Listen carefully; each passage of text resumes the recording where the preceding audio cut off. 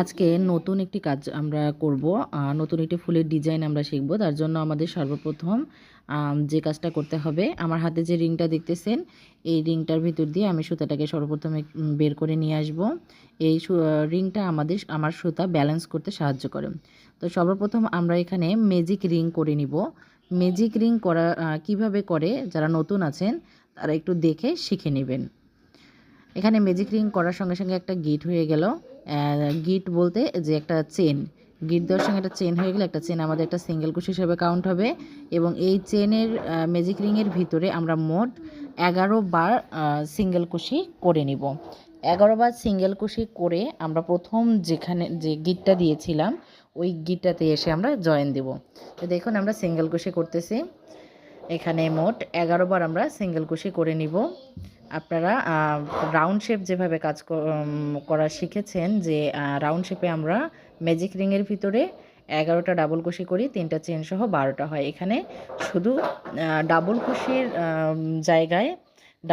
জায়গায় এখানে শুধু সিঙ্গেল কুশি হবে। আমরা একটু গুনে নেই। এখানে মোট 10টা আমাদের সিঙ্গেল কুশি হয়েছে, আর একটা করে নিলাম।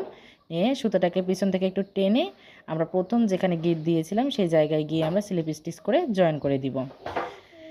আবার আমরা এখানে কি করব, একটা চেন করব। একটা চেন মানে একটা সিঙ্গেল কুশি। এখন আমরা প্রতিটা চেনের গোড়ায় গোড়ায় 2টা করে সিঙ্গেল কুশি করে নিব।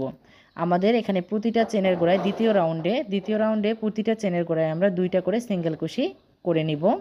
এটা আমাদের সেকেন্ড রাউন্ড কমপ্লিট হয়ে গেলে আমাদের ফুলের মাঝের অংশটা কমপ্লিট হয়ে যাবে। তারপরে আমরা ফুল করব। যে দেখুন প্রতিটা চেনের গোড়ায় এভাবে আমরা 2টা করে সিঙ্গেল কুশি করে নিব।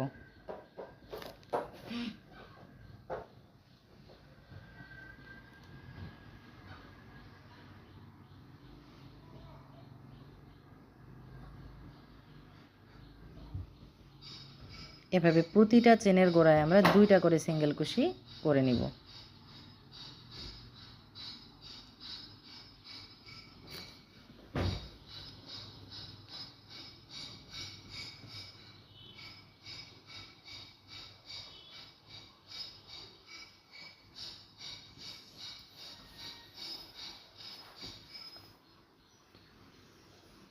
এই যে আমরা এখানে এসে স্লিপ স্টিচ করে জয়েন করে দিলাম।